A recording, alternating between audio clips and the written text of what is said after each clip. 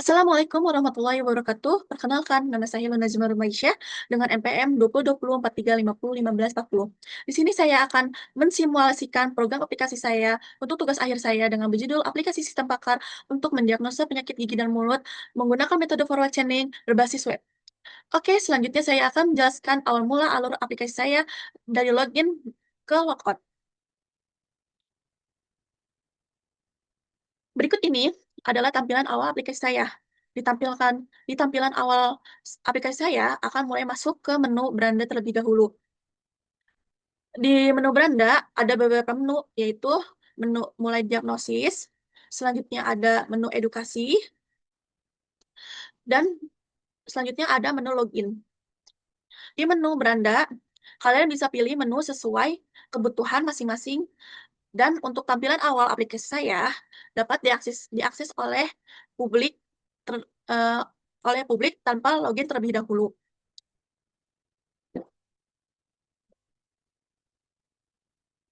Oke, pertama kita ke fitur mulai diagnosis terlebih dahulu. Kita klik dulu ya. Nah, setelah kita klik menu diagnosis, kalian akan masuk ke data pasien. Nah, di sini kalian isi nama kalian, bisa nama kalian Rumaisyah. Nah, ini opsional aja ya isinya.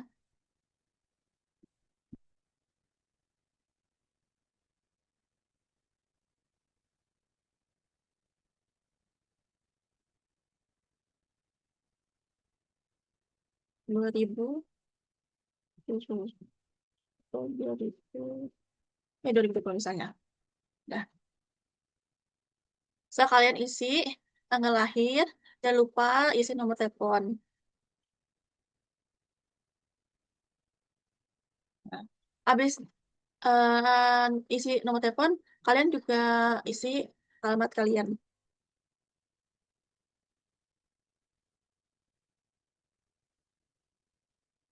Ini opsional aja ya, guys.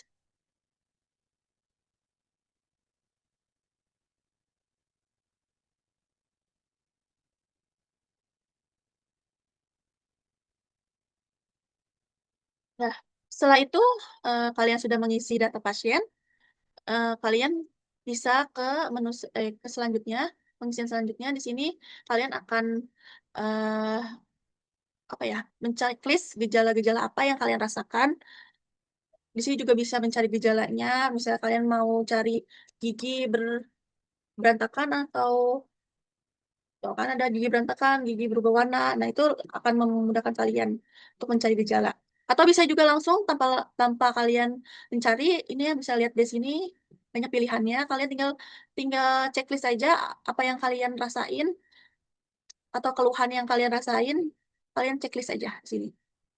Misalnya di sini bau mulut tak sedap, bau napas tidak sedap. Oke, checklist ya, dua, udah. Terus habis itu kita ke gigi. Giginya kenapa? Kenapa bau mulut misalnya? Pasti ada sebabnya kan. Mungkin gara-gara giginya berlubang atau giginya apa? Apa itu? Goyang, makanya bau mulut bisa. Kita isi aja pokoknya. Udah kan, bisa terdapat lubang pada gigi. Oke, selanjutnya. eh, Pilih gejala gusinya. Gusinya kenapa nih? Kita pilih gusi misalnya gusi mudah berdarah atau bengkak atau gusi turun apa kayak pokoknya pilih aja sesuai yang kita rasakan. Gitu. Misalnya aku pilih gusi mudah berdarah. Terus kalau lidahnya ada rasa nggak apa ada keluhan nggak? Kalau ada kita checklist. Mila Dulki apa ya? Ini keretakan pada permukaan lidah. Oke. Kalau sudah nih udah semuanya diisi keluhan-keluhannya, udah di checklist-checklist, kita selanjutnya ke menu tambahan opsional apa gejala opsional lah apa keluhan opsionalnya mau tambahin atau enggak silakan kalau misalnya mau tambahin diketik kalau misalnya nggak ada dilengkapin aja terus kita mulai ke diagnosis kita nih kalau udah akan muncul seperti ini. Kalau udah muncul seperti ini kita tinggal tulis ya diagnosis. Nah, mereka apa aplikasi ini akan memproses. Nah, akan muncul seperti ini nih. Kalau udah muncul seperti ini hasil diagnosisnya. Hasil diagnosisnya adalah halitosis atau bau mulut. Sini akan ada informasi pasien, namanya, usianya, terus gejala yang tadi kita pilih, ini akan muncul di sini. Setelah itu akan ada deskripsi penyakit, terus solusinya pun ada, penanganannya juga ada, pokoknya di sini ada pencegahannya pun ada, pokoknya dikasih tahu di aplikasi ini, aturannya juga ada, diagnosis bandingnya juga ada. Pokoknya ini bisa diakses secara apa namanya tuh tanpa login ya, secara tanpa login pokoknya. Terus kalau kalian mau cetak hasil, oke nih, kalian bisa cetak hasil di sini. Mungkin download PDF aja ya. Kita download nih. Nah, udah download nih, udah ada hasil diagnosisnya di sini. Kalau kalian mau diagnosis ulang bisa, atau cetak hasil bisa, atau beli penilaian juga bisa, ini ada. Terus kalau mau kembali ke beranda tinggal ketik saja, klik aja. Nah, untuk hasil diagnosisnya akan muncul seperti ini. Nah, di sini kalian akan dapat diagnosis utamanya, terus informasi pasien. Nah, ini informasi pasiennya, data pasiennya. Terus kalian akan gejalanya, terus deskripsi penyakitnya, pencegahannya pun akan ada di sini. Nah, diagnosis bandingnya juga ada, gejala, gejala yang kita pilih. Pokoknya nanti akan keluar semua. Kalau kalian mau, apa namanya, eh, mau download PDF-nya atau kalian mau cetak. Nah, selanjutnya kita kembali lagi ya ke beranda. Kalau udah ke sini ada semua kan, kita lanjut ke beranda. Nah, nah selanjutnya kan udah di udah ke fitur diagnosis. Di sini ada fitur edukasi. Oke, kita masuk ke fitur edukasi. Fitur ini menyediakan informasi lengkap mengenai beberapa penyakit gigi dan mulut yang tersedia eh, dalam apa ya basis pengetahuan sistem pakarnya. Nah, kalau kalian mau lihat edukasi, tinggal klik edukasi. Nah, di edukasi ini akan muncul beberapa kartu atau apa ya namanya tulisan sesuai penyakit giginya. Nah, di sini tuh akan dijelaskan semua eh, penyakit gigi. Kalau kalian mau lihat abses gigi, tinggal baca selengkapnya. Tinggal klik aja. Baca selengkapnya. Di sini ada deskripsi, solusi, pencegahan. Eh, hanya itu aja. Pokoknya kalau kalian mau lihat edukasi ada di sini. Tinggal tinggal lihat nih abses gigi, deskripsinya apa, solusinya apa, terus pencegahannya apa. Nah ini sekali lagi ini bisa diakses tanpa login ya guys. Nah banyak ada 14 penyakit gigi, penyakit gigi dan mulut ada 14 pokoknya. Kalau kalian pengen lihat edukasinya, oke. Kalau udah ke fitur edukasi,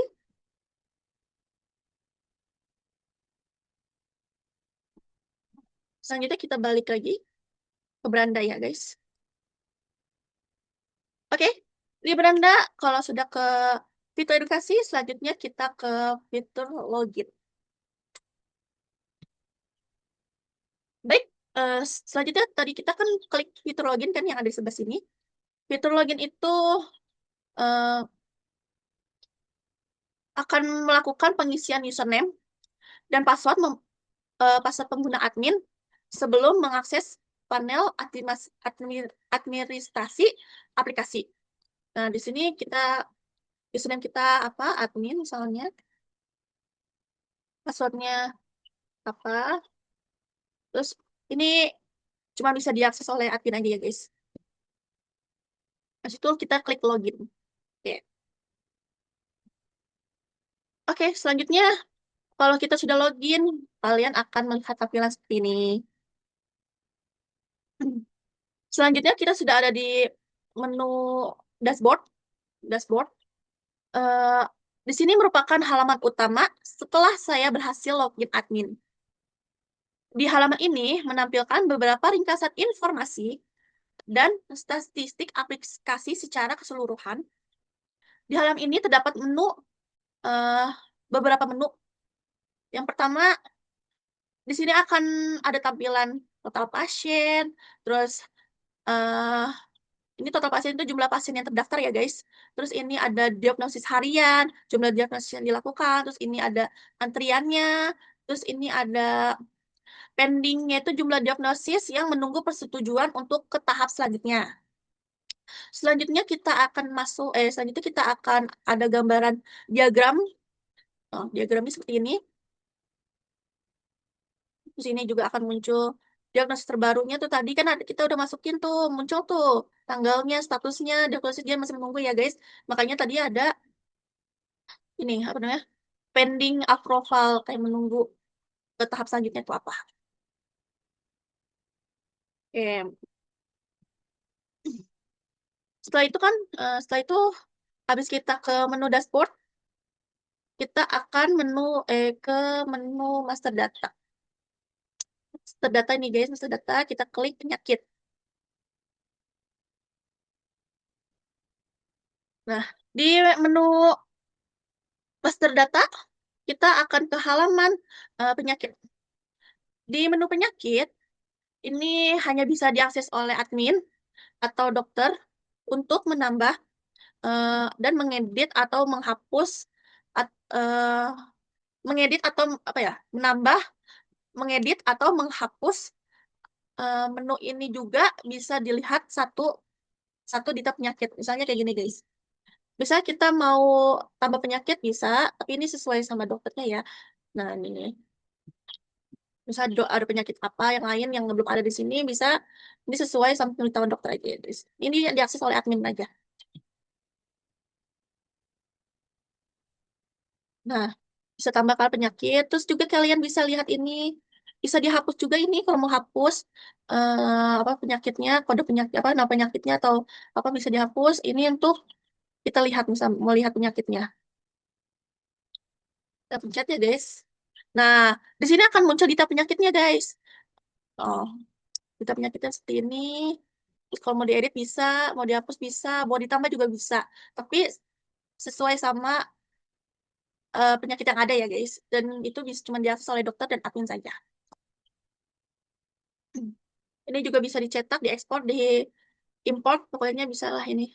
Terus selanjutnya kita ke gejala. Nah, di gejala, di menu gejala sebenarnya tidak jauh beda ya dengan menu penyakit. Sini, di sini juga bisa menambahkan, mengedit dan menghapusnya. Di menu ini juga bisa dilihat detail gejalanya sama seperti kayak tadi, bisa tambah gejala tuh. Terus ini mau lihat detail gejala juga bisa. Oh, sama gejala kan ya. Nah, kalau gejala juga bisa tuh tambah gejala misalnya. Tuh tambah gejala, terus ini bisa lihat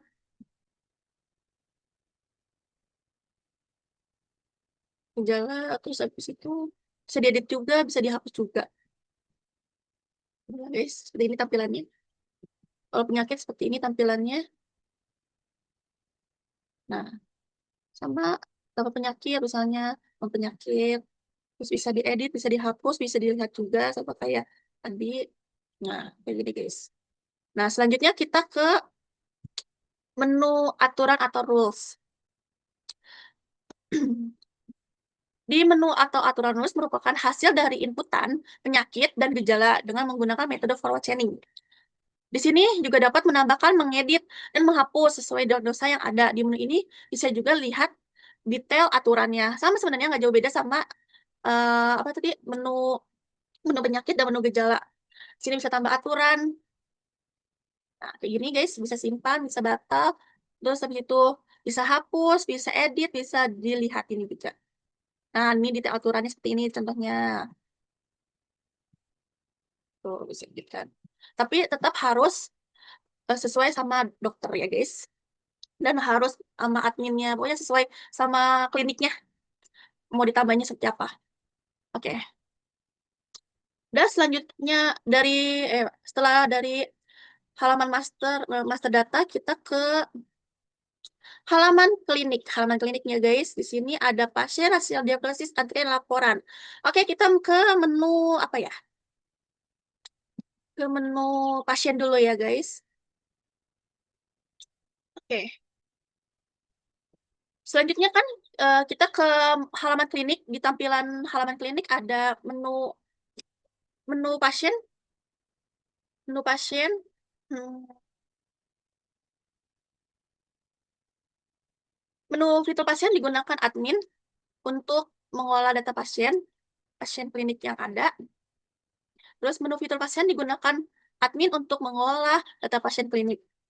Di sini akan menampilkan daftar pasien yang terdaftar. Ini total pasiennya, jumlahnya laki-laki berapa, perempuan berapa, ini total diagnosisnya. Di menu ini juga bisa menambahkan, edit, dan hapus pasien. Misalnya, kita mau tambah pasien. Oke, kita mau tambah pasien. Nomor rekam medisnya, misalnya kita ganti R06.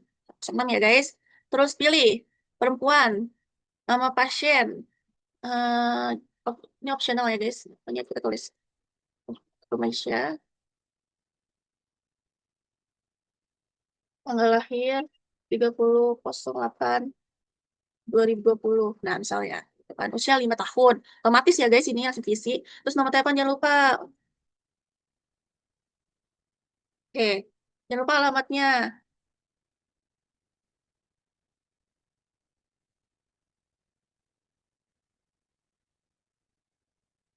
Ini sesuai pasiennya aja.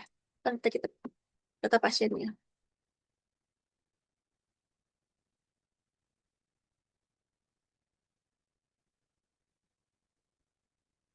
Nah, setelah kita isi data pasien, kita tanya ke pasiennya, apa pasien itu ada alergi, kalau nggak ada, nggak usah diisi. Kalau ada, isi. Terus riwayat medis sebelumnya, penyakit sebelumnya apa. Misalnya giginya berlubang. Oke, simpan nih guys. Habis udah ini isi semuanya, isi data pasien sesuai ini arahan pasien. Habis itu kita simpan. Oke. Nah, simpan kan guys. Nah, di sini akan muncul namanya. Rumaisya, perempuan 5 tahun dengan nomor ini, telepon, jalan Pekampuran dan alamat. Nah, ini tempat pasien kayak gini guys. Sini kalian bisa lihat. Nah, bisa lihat riwayat medisnya di berlubang. Kalian bisa edit juga. Ini bisa hapus juga di sini. Ini nama-nama pasiennya. Oke. Ini kalau kalian mau cari nama pasien atau nomor iniannya, ada di sini, bisa di sini. Oke, selanjutnya kita masuk ke menu hasil diagnosis. Nah, ini menu hasil diagnosis.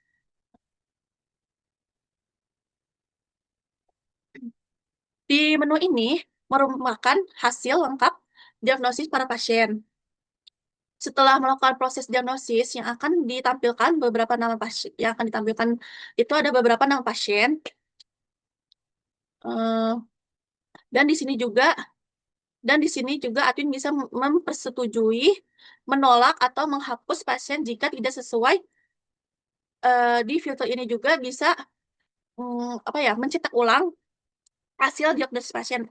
Misalnya nih, kan di sini masih ada Rumaisya masih menunggu sebelum ke antrian. Nah, admin bisa menceklis, oke disetujui gitu kan. Misalnya kalian disetujuin. Nah, kalau udah di checklist, nah ini akan berubah jadi setuju. Atau bisa juga gini, kita checklist misalnya rumah Isya, terus kita pilih aksi, misalnya eh, nggak bisa, tolak. Bisa tinggal terapkan. Oke, bisa ditolak.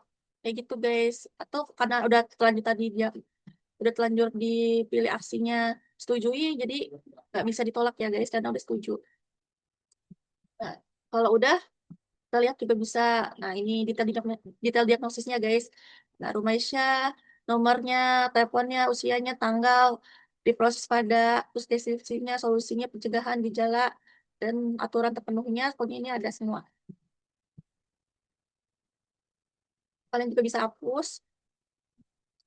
Nah, itu aja di menu hasil diagnosis. Selanjutnya, nah kan, Di sini tuh, tadi kan ada ingin menunggu, sekarang udah nggak ada. Semuanya disetujui, satu ditolak karena sebelumnya ada yang ditolak, terus total diagnosis. Nah, selanjutnya kita ke menu antrian.